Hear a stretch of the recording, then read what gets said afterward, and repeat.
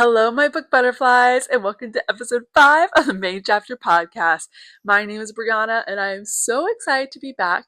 Basically, 1 week after I uploaded my last video, I was in a snowmobiling accident on my birthday. I lost control on a turn and basically fell 30 feet off a cliff and broke my shoulder blade.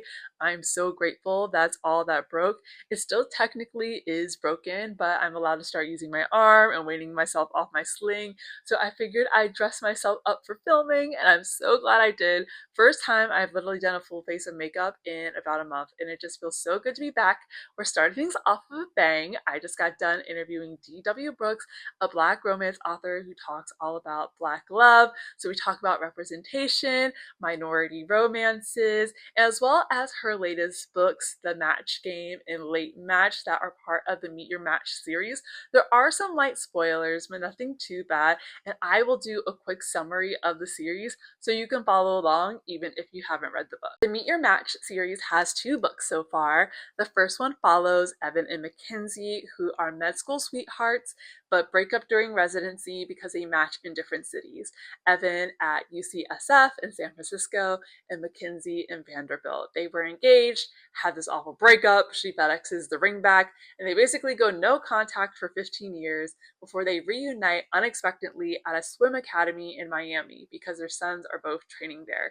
They are there with their co-parents and ex-spouses, Grace and David, and basically Grace and David join forces to kind of meddle and get Evan and Mackenzie back together. So it's a little bit of a second chance romance. And then the second book, The Match Game, follows Grace, Evan's ex-wife, and her trying to find love. Her friends end up hiring a matchmaker for her, but she ends up falling in love with the matchmaker's brother, Luke, who also happens to be a billionaire, which is a fun trope.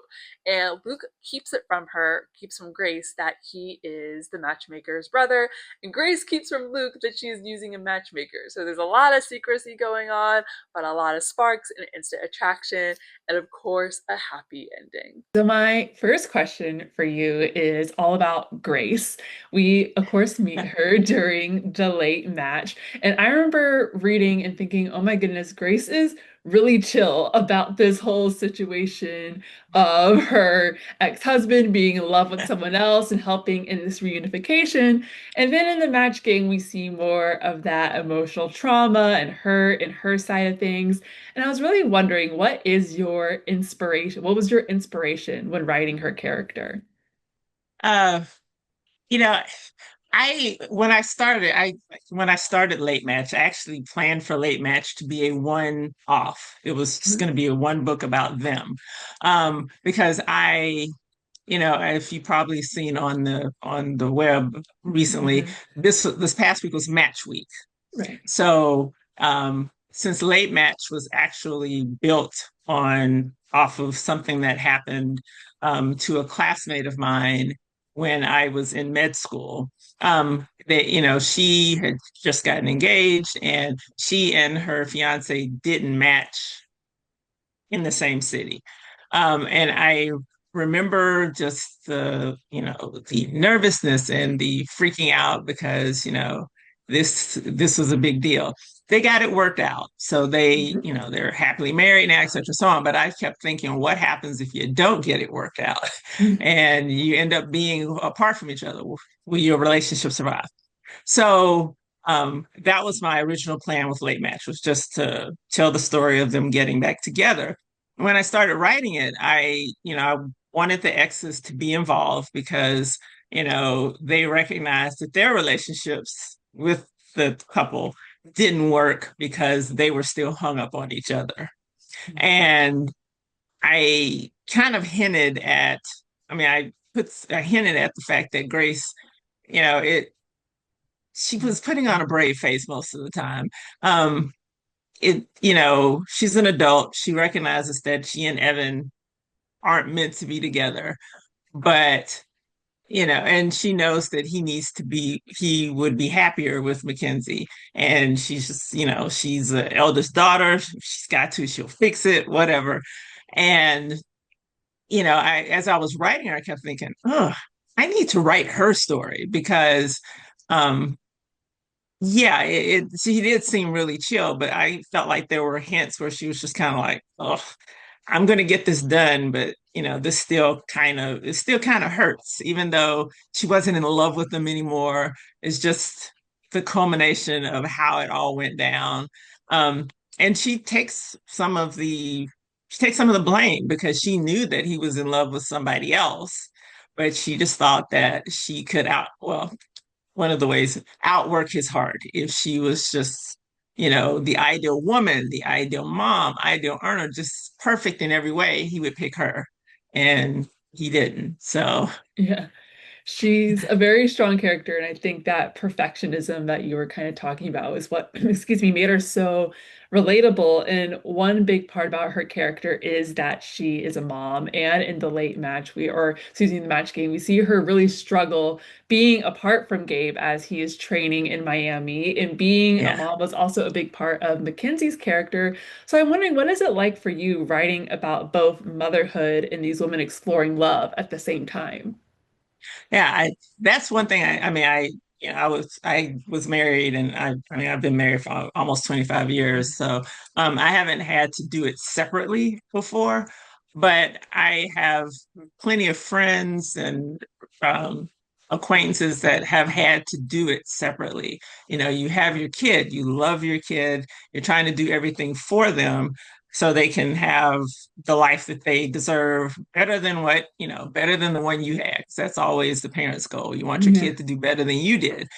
But, they were both ended up searching for Mackenzie, she just stopped looking. Mackenzie was just like, I'm not searching anymore. I'm just going to be a mom and just go at it that way. And Grace, I think she might have just held out for longer, except that her friends kind of forced her hand. And I liked being able to show two different ways of going. Well, and there are lots of different ways to go at it because there are plenty of people who are like, I'm just going to wait till my kid is now an adult and then I'll go back out into the dating Right. world. Some people try to date while they have their kids. Some people will, build a new family and incorporate their kids in. There are lots of different ways to do it. And I really just wanted to be true to the characters and basically what their emotional makeups were. Like I said, Mackenzie, it's like, I'm just not looking anymore. If I can't have Evan, I have no one. And Grace was just like, I would just love to find someone who picks me. Yeah. Who doesn't make me be second choice in my own marriage. I just want to be someone to pick me. Right, right. And so both while Mackenzie and Grace, they're both mothers and they're both doctors, that's kind of where their similarities end. And I was wondering, what was the main difference for you writing the first book versus this most recent one? Um, well, the first one you could kind of make it up as you go because there was no lore already there. With the second one, I kind of had to make sure that I didn't drift off from what I had established the characters to be and what I had said before or how they had behaved before. I didn't want them to suddenly be, you know, totally different than they were before in the previous book. So that was a big issue, not issue, but just something I had to keep in my mind that, these people are established now and that I need to make sure that even as I expand Grace's story, as I expand who she is, she still needs to be the other, you still need to be able to see the other parts because even in late match, there was some times where she was overthinking, like when she was worrying about Gabe and things like that, or the fact that she really didn't want him to move. She was already overthinking. That's a thing that she carries along with her. She overthinks. So and tries to be perfect and overthinks everything. So I think she and Luke were good because he's very organized. So they complement each other. Exactly. And Luke is a new character in the series. He's not in late match. And I know a lot of readers and myself were wondering if David was ever going to end up with Grace. And we see them almost hook up at that one point. And I was wondering, as the author, did you ever entertain the idea of them being together, or did you know from the beginning that they wouldn't be compatible? Oh, I knew at the beginning they wouldn't be compatible. Just because they're not compatible doesn't mean that they may not have made a silly choice. I that the that first act actually got tossed around between me and my editor as to how we should have it end. And I was just like, we already have a full story here, and having them hook up to me would just add a whole nother component to the story that would have to be addressed in this book. I didn't think that she and he could hook up and then she move on to find somebody that she actually really cares about without there having to be a lot of discussion. And I also felt that although Mackenzie and Evan know that Grace is totally grown, David's grown, they can do what they want, I felt that that would have caused friction between the whole group. And given that, they all have to co-parent together, I just thought that that was a story that I really didn't want to tell at this particular point of, them trying to get back on the right track because she and David, I mean, David hasn't come to the point where he actually wants to settle down, Mhm. really. And, Grace would have been driven insane by picking another person who isn't what she needs, isn't going to do the things that she needs to feel safe, to feel comfortable. He wasn't going to do that. Now, there's a book coming up I see. with David, finally kind of making some decisions. I mean, right now I'm actually working on book three, which involves Ree. Uh, their friend from medical Right. school who's been in both books. Um, and also Grace's younger brother, which is going to open a whole new can of worms. Oh. So that's going to be book three. Book four will be David, and it'll be a totally person that's not on the scene now that he'll be interested in. So um, that's the order at this point, and we don't know. There may be another one after that, but right now, that's where we are. It's interesting. My next question was literally about book three because I saw that in the Kindle that there was a new one coming out, and so I'm so excited to see that it'll be about Ree because I was wondering if it would be about David. I was wondering if we'll see any more of Grace's story in Ree's book because one thing that was kind of left open-ended was if she was going to stay in San Francisco or move to Miami, and I was wondering if we would get any answers on that. Yes, we actually will get some answers to that in book three. Because one thing I like about this is because since they're all friends and family, they're going to kind of pop up in each other's stories. So since this next one is about her younger brother, there'll be plenty of Grace in the story. I'm excited. And I kind of want to switch gears a little bit and kind of talk about your experience as a Black romance author, because I feel like Black love is so underrepresented in romance books, in the romance genre. And I was wondering, what does writing these stories mean to you? Just actually showing once again, showing Black women being loved correctly, properly, being put first, with somebody who looks at them and says, "You are everything I could have ever wanted." Because we don't always get that. Um, and even for me, on top of that, all of my female characters are going to be tall because I'm 5'11". So it just it also having the tall women not be the fun sidekick because most romance stories have little petite, not even necessarily petite, shorter women who are getting picked up and tossed around and things like that, and that doesn't always happen for the tall women. But I wanted to show um, professional because they're all doctors. Um, with Black women who can go out there and find a guy who loves them. Because, honestly, when there wasn't a whole lot of black people in my med school class, there was four of us at first, one guy dropped out. So there was just three of us by the time graduation came around.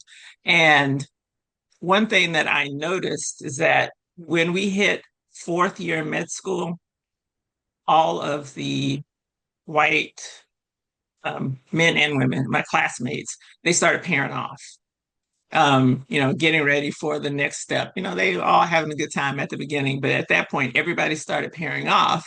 And that really didn't happen for the women. So the black women, that didn't happen. So I mean, I know that black doctors, black female doctors get married. I know that, but it was just kind of weird for me just to see everybody else pairing off, and that there was no pairing off for me in the horizon. So I wanted to kind of just address that, you professional black woman out there doing your thing, being successful and being loved. Yeah. So I love that. I love that you especially said that all your protagonists are tall, and I'm 6'1", so it's very rare for me to see tall women represented in books. You're right, we're always the sidekicks or not seen as feminine. So I love seeing that tall women yeah, and tall black women are represented because it's especially hard for me to find that in books. So I really, yeah. really enjoyed that. I see that you're really active in kind of this Black writer community. You do a lot of summits, conferences. I see that you're going to the Black Girls Who Read Summit coming up, which looks really fun. And I was wondering, what type of community and network have you found at these events? Well, you know, this year has been my year to actually try to reach out. I went to a few events. I mean, I've only been at this since 2023. Mhm. So last year I went to a few events. I went to like the Austin African American Book Festival, and I went to, yeah, no, that was the year before. It was 2024. Last year, I went to Beyond the Ink down in Birmingham, and I'm trying to make more of a network of other Black authors, because I find that it's really important because writing is a fairly solitary endeavor, and you need to have, even if the internet friends, but you need to have a group of people that are in the same position that you are so you can kind of talk about what's happening. If there's a problem, get suggestions, share your wins. I have another writer group that has it's very diverse, et cetera, and so on. So I use both of those where you can go and talk to them about, what you see, what's a good app to use. Hey, how should I market this? It's important because you can't just do it all by yourself. I mean, you could try, but it's hard. It's hard. You're generally writing by yourself in your own head, and it's nice to be able to reach out to people who've been there or who are having the same issues or same questions. Um, and even if you run into craziness on the web, somebody who would jump in and have your back. Right. The internet is quite a crazy place. I feel people are very opinionated on threads, book talk, all the book online spaces. And I Yeah. actually saw this debate recently that I kind of wanted to get your opinion on as a Black Okay. romance author. Is I see a lot of Black readers and minority readers kind of being divided. At the end of the day, everyone wants more representation in books. And I see some Black creators who say they're tired of Black FMCs having some type of racial trauma or something traumatic tied to them, that they just want to read stories of Black women being whimsy and getting to fall in love and just have that experience like any other romance book. And then I see other creators who critique that, saying that they want their minority characters to have their Black experience or racial experience acknowledged because it's part of our identity and who we are. So I'm wondering what your take on this is as an author and someone who writes about Black women. I think that late match probably will not have a whole lot of racial trauma in it Mm. because they have other traumas. So, Yeah. just like other people, they have other traumas that they're dealing with. So that book probably will not really address, I mean, that series probably will not address that.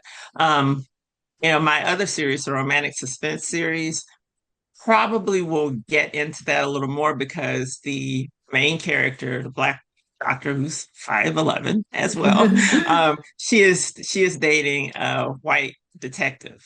So the whole race issue is going to play more of a role in their relationship because as of right now, I'm writing I'm working on book four. And it's a pretty compressed timeline, as in, Homecoming Chaos was a couple weeks before Christmas. Um, the Dating Chaos book number two was around New Year's Eve. So it's been very compressed. It's a pretty quick falling for each other kind of thing. And the whole race dating, anything like that, race when dating, etc. So it hasn't come up yet because it's been like a month. Mhm. So they really haven't gotten into that. And her mother um, doesn't really want her to date him. One, because he's a detective and her family has some money. So she's like, he's not going to be able to keep you in the style that you've become accustomed. This is going to cause problems. And two, she said, another even said that I recognize that you probably haven't even discussed the race issue and what this is going to mean for your relationship moving forward. I know you haven't discussed it yet, but um, the the guy, the detective, has an ex-wife who is a Latina. So it's not totally, I mean, they have a daughter. His daughter is a Latina. So totally un he's not been he's not been not exposed to some of those issues. But I wanted to write a novella where they went on vacation and just kind of talked about what they expected, what they wanted, what their beliefs were, et cetera, and so on. I'm not sure I'm going to get to do that, but the race issue will come up more in that series of books. Yeah, that definitely makes sense because interracial dating is a completely different subject and topic on its own. Kind of going back to the match game, because one point that you brought up in the book or that wrote about that I stood out to me was the topic of Curtis and how he Mhm. kind of harasses Grace for her socioeconomic status and her background and coming from money. And he kind of feels like he's superior to her because he's had a different racial experience. And it's something that I find to be very real in the Black community. And I was wondering what kind of inspired you to add this plot point into her story. Um, it's happened before. Yeah. It's happened before. You know, I mean, my mother went to a historically Black college down the street. I mean, historically Black university down the street from our house. Um, and I went to predominantly white institutions.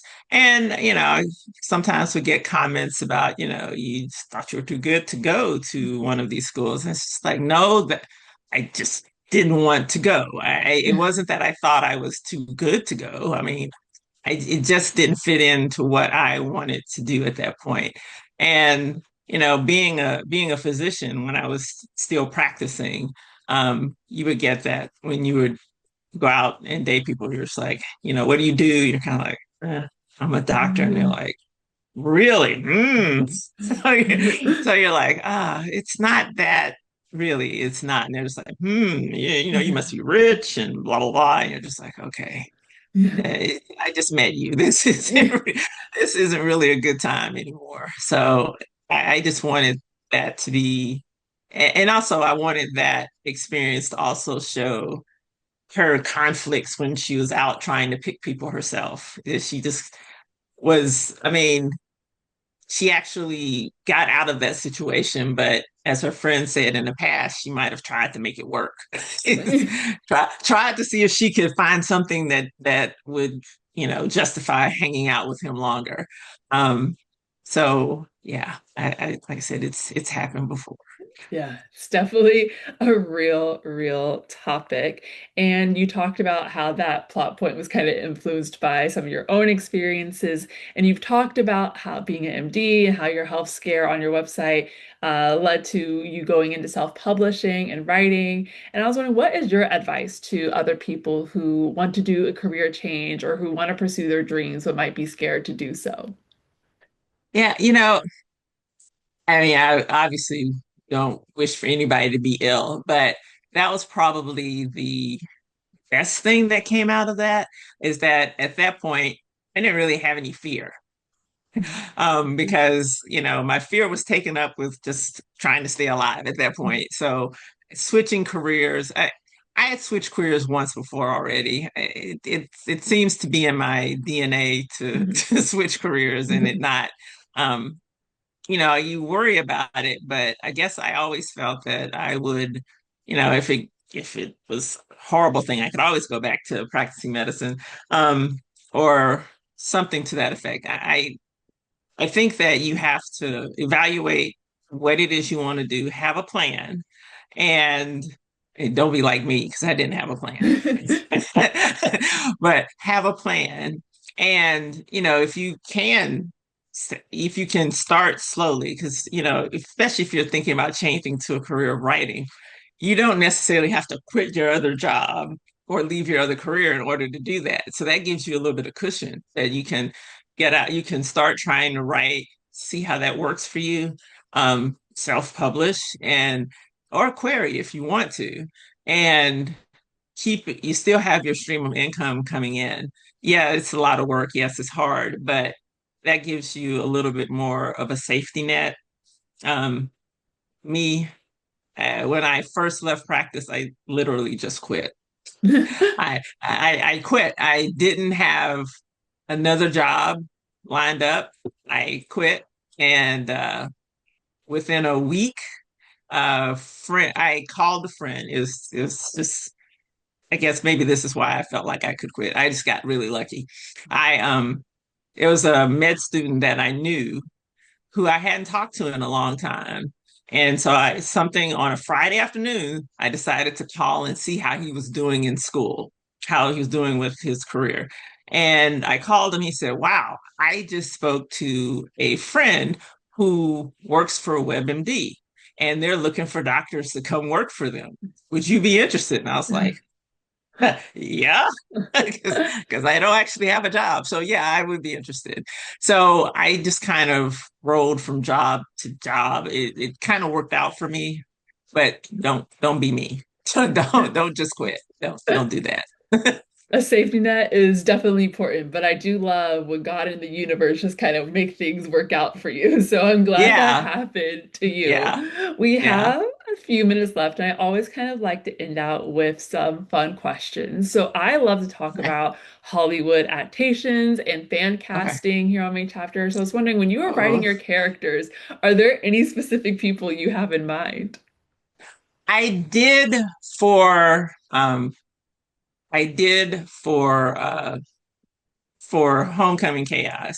Um, and I am totally blanking on her name. I can see her face. The Shadow Stevens' daughter. What is her first name? Ugh. Amber. Is it Amber Stevens? Let me see what Amber. I can look it up really quick. Yeah, I think it's Amber Stevens. Okay. She, yeah, that's who I had in mind for Jameson in the Chaos universe. Honestly, when I was doing both late match and the match game, I had nobody in mind. No one. My editor says that I must have felt like um, Grace was closer in personality to me, but and she probably is, but I did not, and I really have not thought about fan casting either one of them. I did for the Chaos Universe. I was fan casting all of them, but I just did not fan cast this series. I don't know why. It never even occurred to me. Yeah. I mean, It's sometimes just, sometimes it doesn't happen. I feel like my entertainment journalism background, I'm always trying to think of like actors and people I think well, could go. well, now, I'm going to go after this. I'm going to start going and scanning the internet like, well, who could play Grace? I don't know. Yeah, I had some, you have to find images or you know, the face card for each person, just so you can even get art done for them. I, found models or what have you, but I didn't really find anybody that I thought was an actor that I could use. And I probably should do that more, but I really didn't for these. Yeah. Sometimes it's better not to. People get so opinionated on fan casting that it sometimes works out if you don't have a specific phase to a character. And so Yeah. we met via threads, and book online communities are so important to the literary community. I loved the post you just did about Grace and like what her phone would look like. And I was wondering if you have any trends or topics that you love on Book Talk or any book platform. Um, uh, Say that one more time. I'm just trying to make sure I So, answered like, do the you have like question you just any asked. like trends or like conversation topics that you love on like Book Talk, Book Oh, Threads, or any well, book online platform?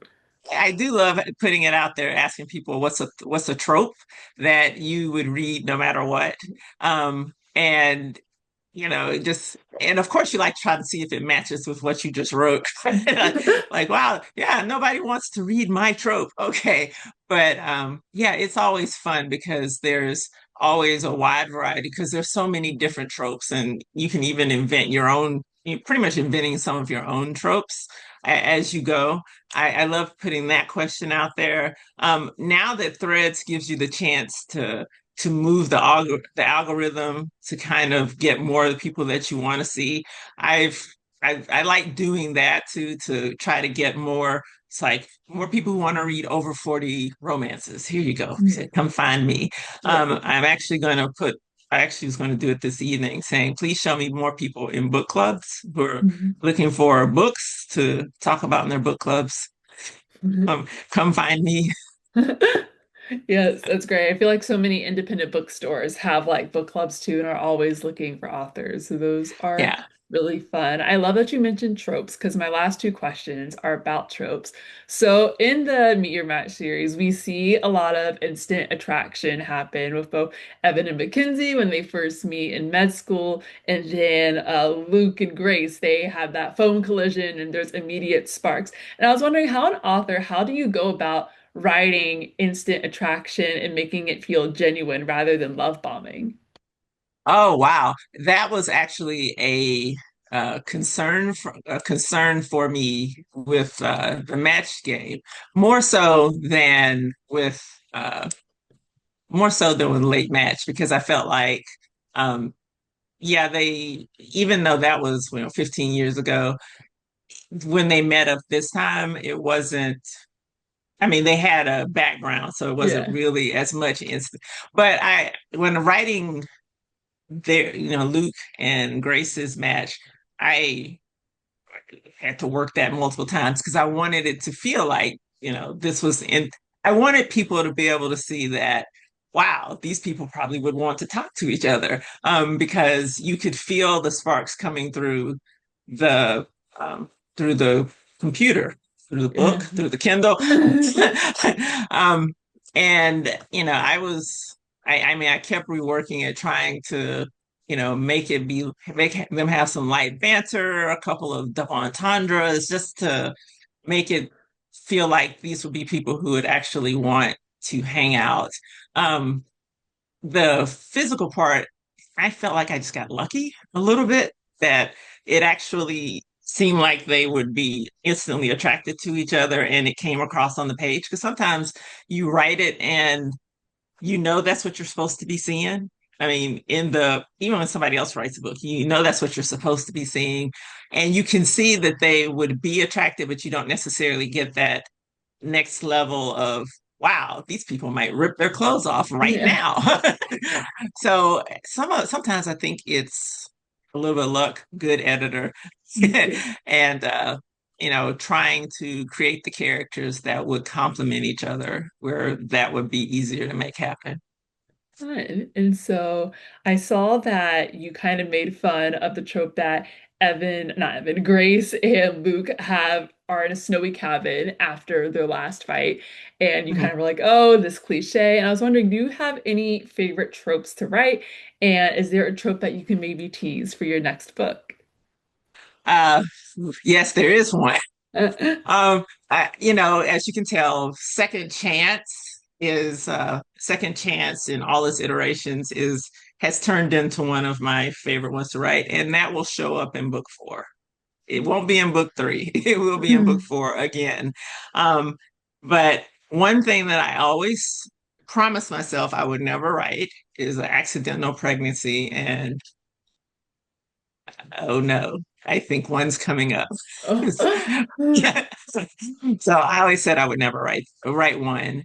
But I think I've kind of gotten over myself on that. And just the backstory on how this happens kind of, it almost makes it not accidental, but accidental. So I'm not going to tell you anything else. Okay. I'm excited because accidental pregnancy is definitely a trope I'm a little wary of, but I'm interested to see how you do it. I'm excited. But thank you so much for taking the time to speak with me. I This was such a blast for me, so thank you. Thank you. This was great. Thank you so much for listening. I hope you enjoyed that. Don't forget to like and subscribe if you haven't already. Next week, I am interviewing a romantasy author. Romantasy is one of my favorite things to read, so I'm excited to finally talk about it on Main Chapter. You won't want to miss it, and I hope everyone has a great week, my book butterflies. Until next time.